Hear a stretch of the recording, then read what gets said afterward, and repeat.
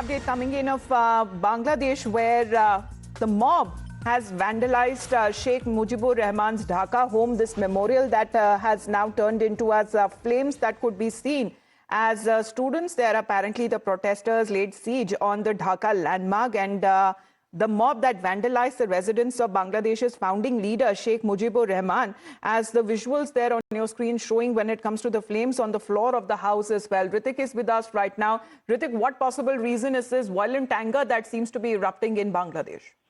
See, once again, Bangladesh is simmering, it's boiling. What we are given to understand, a violent attack was carried out on the historic residence of Bangladesh founding leader, Sheikh Mujibur Rahman, at his Dhanmondi 32 on Wednesday evening. The assault was triggered by an online speech delivered virtually by, former Prime Minister Sheikh Haseena, according to the local media reports, and she was addressing the youth wing of a party, and that triggered a massive row. The attacker who had announced, plans to bulldoze, to carry out a bulldozer march in that memorial, and they storm into the breaking the gates. They patched the barricades, and they went on creating ruckus. And we are given to understand that precisely the call for this demolition was given around 9 p.m. Of the local time, but initially the ruckus started around 8 p.m. By the time the Hasina was started addressing that virtual speech, and what we can see by those visuals emerging from this tension-torn Bangladesh and Dhaka, it shows the protesters forcibly broke through the main gate and engaged, in widespread vandalism. They even brought bulldozer. They set several houses of that memorial on fire. Remember, while addressing that virtual meeting, the former Prime Minister Haseena also regrets and mentioned about this.